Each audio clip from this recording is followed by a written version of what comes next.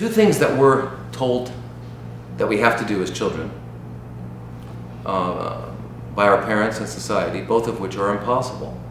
We're told that we need to control and predict. Neither are possible.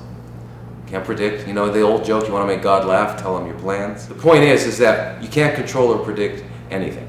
Okay? And what I see in people that are really sick is they're losing control. Apparent control.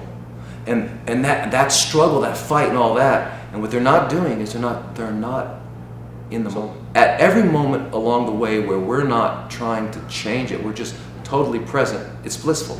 There's enough of us awakening to the fact that the nature of nature is healing.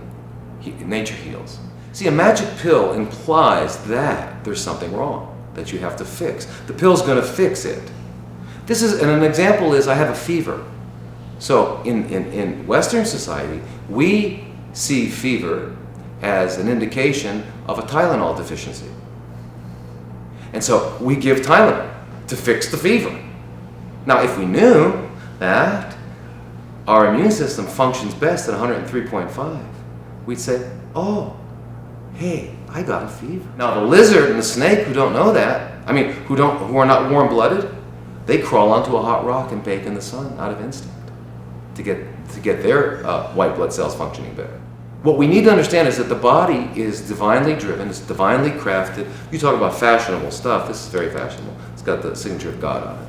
So it's very fashionable, it works really well, and all it needs to do, it's got certain requirements, and its job is to heal. You cut it, it heals. You scratch a Maserati, it doesn't heal. It's a magical thing, and that's what it does. The only time it's not healing is when something's in the way. The only time water doesn't run downhill is something's in the way. But it's never going to not run downhill because as soon as you move it, it'll go. The same with this body. So the best thing we can do is get out of our way. Get out of our own way. And how do we do that? We get back to the very fundamentals of life.